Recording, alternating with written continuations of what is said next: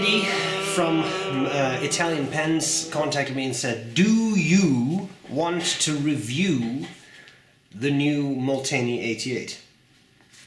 And I said, Molteni, oh, in a nutshell. Anyway, he sent me this. And this is a beautiful pouch. He sent the pens to me in a pouch, which I love because it's now it's like, you want to buy some pens? Huh? Come here. Want to buy some pens? Come here. Come here. Get into this alley. Come here. Want to buy some pens? Anyway, sorry. I'm so sorry. So we have the Molteni Model 88 new pen. 6 finish. I had to count that. 6 finishes. Pardon me. Yeah. 6 finishes, and these are made in Italy. They have very nice acrylic finishes. I will show you the finishes when I tilt the camera down so you can actually see them as opposed to seeing my face. MSRP $6.95. They were currently on sale for $475. They are limited, so don't wait too long if you want one. What else should I say? They have either a steel nib or a semi-flex 18K nib. And they have piston fillers, so it's a pretty sweet pen which has some nice stuff going for it. So let's look at the pens. I will cover the parts, I will do a writing sample, I will tell you what I like about them and what I don't like about them. Let's get started.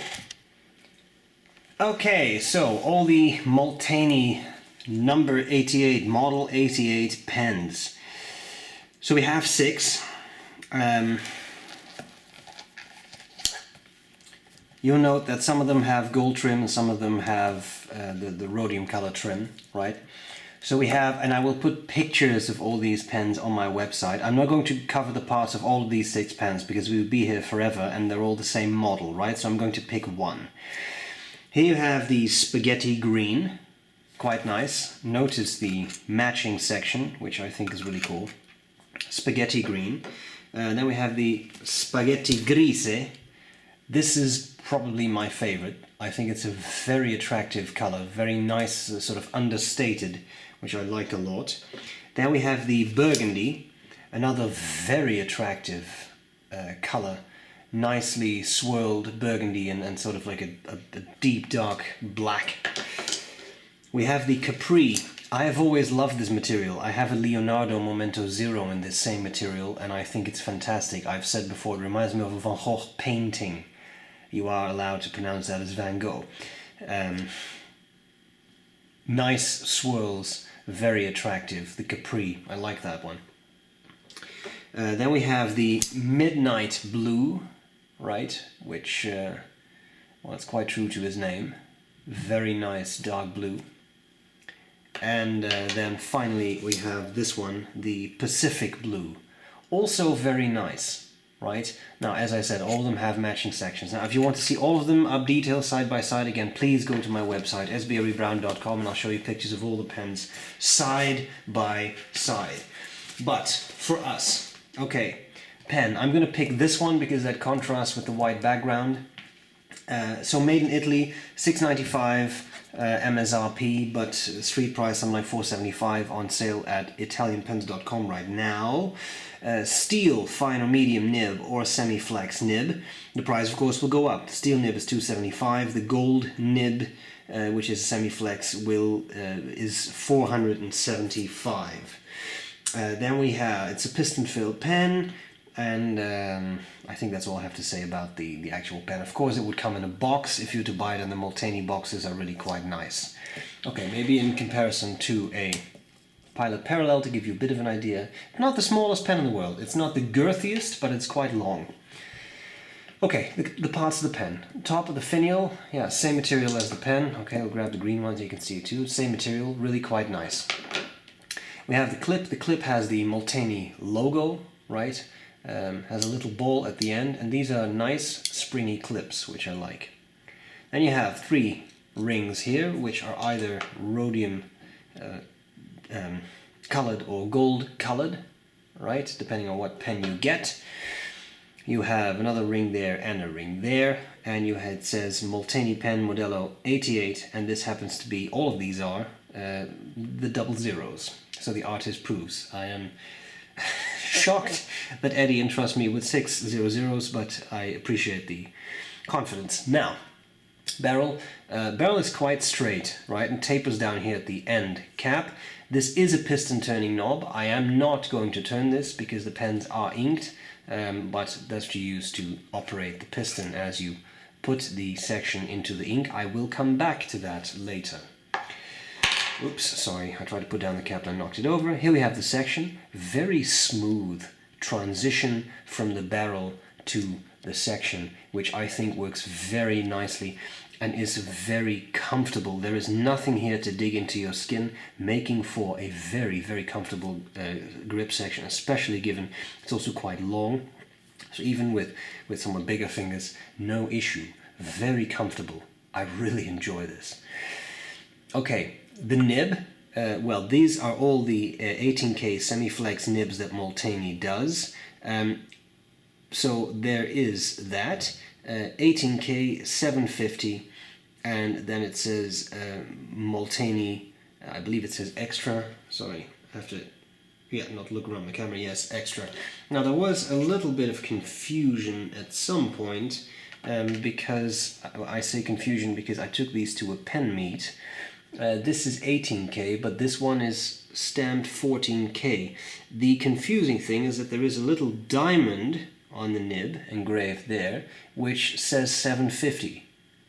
Well, 75% gold content equates to 18 karat, but this says 14 karat 585.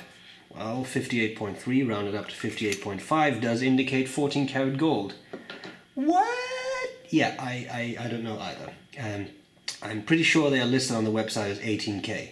So maybe that's an aberration. Don't forget, these are artist proofs. So the nib could be a little different on some of these. This is an 18K. That is why I wanted to use that one for the writing sample, so that you have the actual experience as it would be if you purchase it, because I'm assuming that would all come with 18K nibs, given that that's what the website says.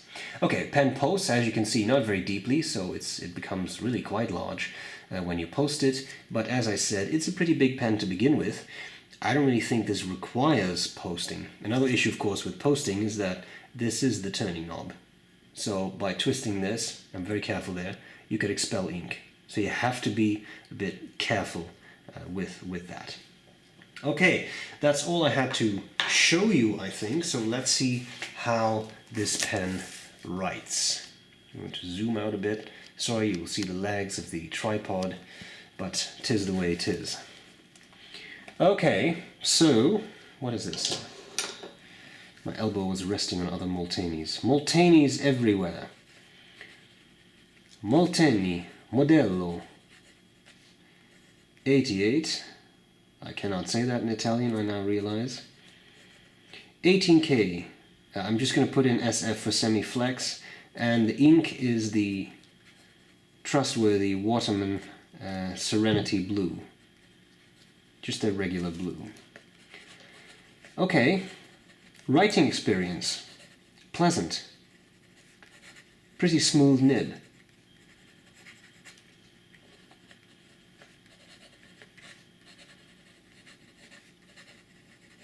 I enjoy it. Maybe some fast writing.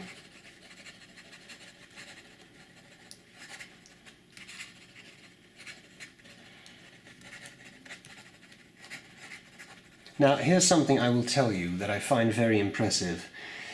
Not only does the pen keep up well, but this pen has been capped for a week. I have not done anything, I just opened it up and I thought I would see what would happen. I had tested that before. And they start up straight away, which I really find quite impressive. A lot of pens would have dried out by now, so good capping mechanism, which is really quite nice. Wetness. Well, it's not the world's gushiest writer, but it is there. I mean, it's good enough. Line variation. Yeah, well, it's called a semi-flex nib, so let's put its name to the test. It's called semi-flex, not full flex, so you have to be careful. But as you can see, a bit of pressure can be exerted and you will get line variation. And the nice thing is, I didn't feel I was abusing this nib. I didn't feel like I had to exert extreme pressure or do anything unnatural. That's dark side of the force, isn't it? Okay, Line variation, sweet. And as you push down a little bit, it stays very smooth. Very nice. I'm quite impressed. What about reverse writing? Oh. You can hear it. Becomes very scratchy, but it is possible. And for a few words, I'm sure you would get away with that. Okay. Molteni Modelo 88. I don't know what that is in Italian. Someone has to point this out to me. Okay, and I'm serious. I don't know. Tell me in the comments. What is 88 in Italian? I could look this up. Can do, but won't. Okay, let's talk about what I like and what I don't like about these pens. Okay, what do I like, what do I not like about the Molteni Modelo 88? There's a lot of things that I like. The pens, very nice materials, all of them, and I will make sure there are pictures of all the pens on the website so you can really look at pictures of them side by side. I do really like this one. I think this is a very attractive color, finish, I should say. I like that. I like the size of the pens. I have the feeling this is a size that a lot of people would use. It's not super small, it's not massively oversized, it's a nice size. It's a piston filler, that is very nice. I enjoy that. Nice amount of ink. Of course, the issue is it's hard to see how much ink is left, so that would be a downside. There is no ink window really. I am not going to comment on real piston versus captive converter simply because I don't know. I cannot look inside the pen. I don't know, and the material is not translucent enough for me to see. Molteni says genuine piston, so let's stick to that. No ink window, that is a bit of an issue. Final thing I wanted to say of things I like is I like the option of a steel nib. Simply because it makes the pen more affordable. $275, I know that's not nothing, but for sure it's less than $475 for a gold nib, right? So I like that there is a more affordable option, relatively speaking, for those who want that. So I mentioned the ink window, what else? Two things. I would say that I'll start with a somewhat subjective matter. Maybe the MSRP of $6.95 is a bit much for this pen. It is, after all, an acrylic, it's not a celluloid. You can get it with the gold nib, and it has a piston filler, and it is limited, and is made in Italy, and all those things are ticking boxes of price goes up, price goes up, price goes up, price goes up. You know that's the case, that's how fountain pens work, but having said all that, that is not actually the street price. The street price is a lot lower. $475 for a handmade pen with a gold nib with a piston filler made in Italy by hand and limited edition. Yeah, okay, I can see that. I can see that. We know that you pay more for a price, penny for penny, than you actually get. This is how fountain pens work. It's kind of a luxury product, right? Especially in this segment.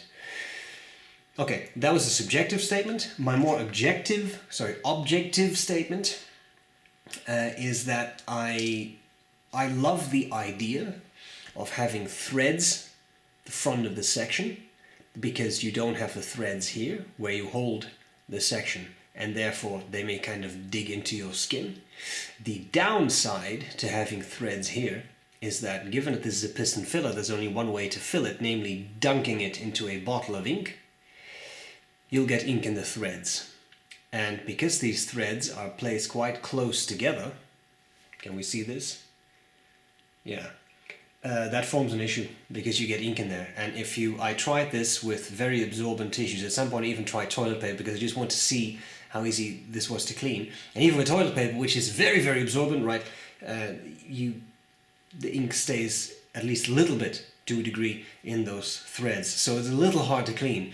And that is a bit of an issue. And I can especially imagine if you use an ink that may be a little bit prone to staining, you want to be very careful to make sure that you don't stain your pen. This applies to any piston filler you dunk into ink, but because it's not a matter of you quickly wipe it down with a tissue and you're done, it takes a bit more than that. So that, although I like it the threads here as a design choice, from a very practical viewpoint, I think that is a little bit of an issue. Having said that, I actually do think they're quite nice pens. For me, they could have been a little bit girthier, but that's a very personal preference. So that's it. I hope this was useful. A very kind thank you to Eddie for lending me these pens. I appreciate it, especially given that they're all 00s, so these are fancy pens to lend out to someone. They'll come back to you right now. I hope this was useful, and I'll gladly see you later. Bye bye.